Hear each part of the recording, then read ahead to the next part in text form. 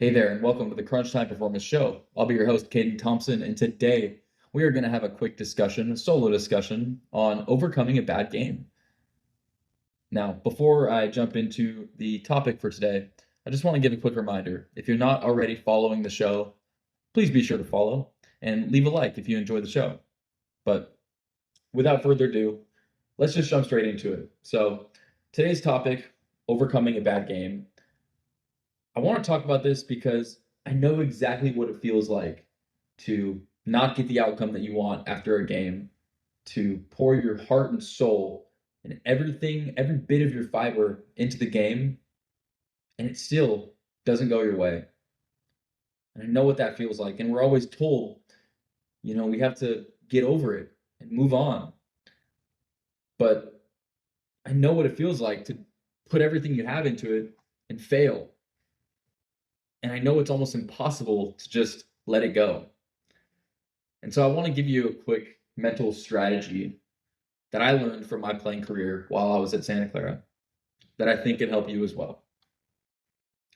One of my teammates, after our bad games, would always say, shower well.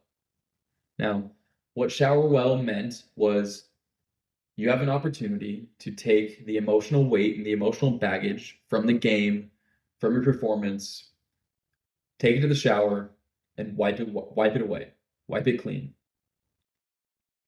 And what that allows you to do is use that space, the shower in the locker room, to process the emotions you were feeling.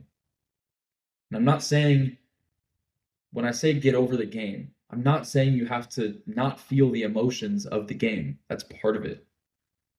If you didn't feel any emotion for the game, it would mean it didn't mean anything to you. But what you need to be able to do is take the space you need to wipe those emotions clean so you can show up and be present for the people in your life, for your friends, your family, your schoolwork, your job, whatever comes outside of your sport. Because the truth is, being present is much more important than dwelling on the past. The present moment has so much more to offer you. Now, I care about my relationships and I care about the activities I do outside the game.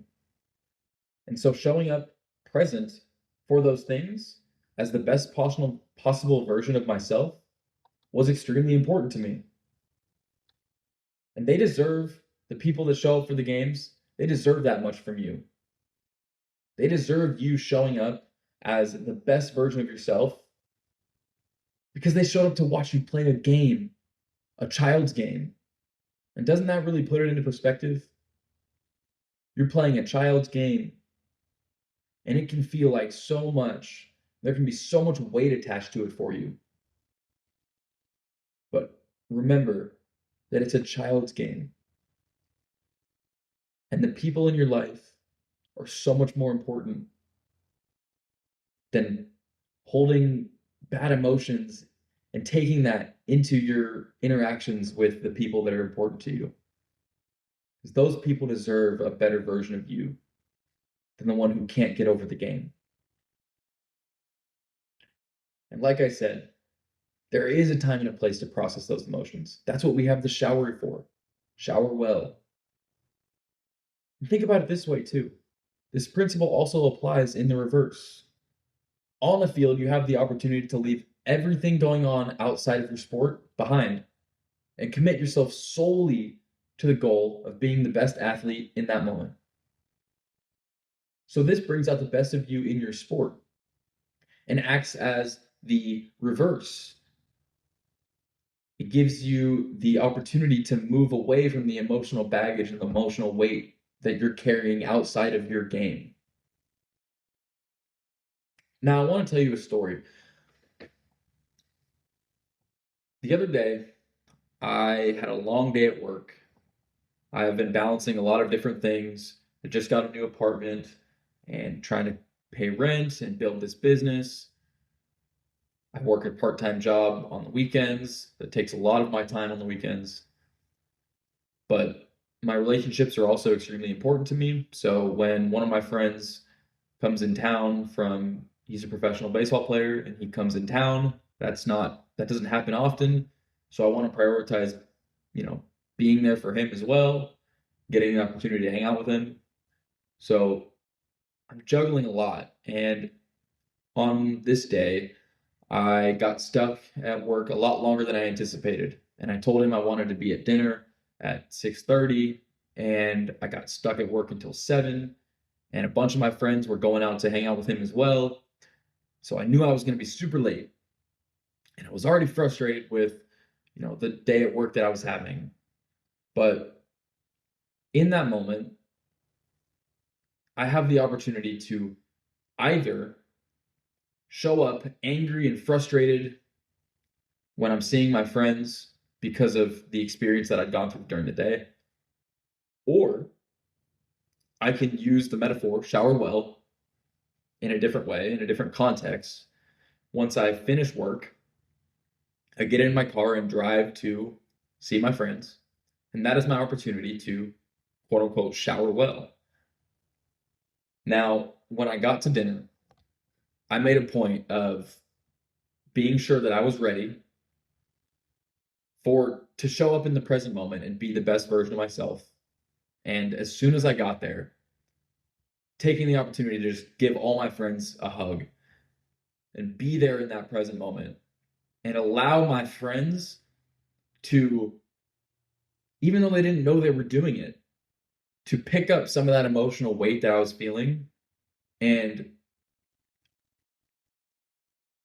they didn't even know they were doing it, right?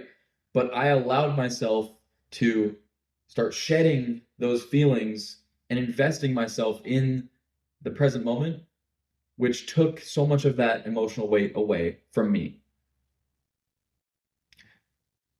And by the end of the day, by the end of the night, I should say, I was so happy that I took the extra moments to consciously focus on, okay, process what I was feeling. I'm feeling frustrated. I'm feeling upset.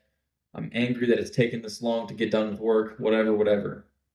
But take that time to process those emotions and leave them behind, because I only get to see these people so many times.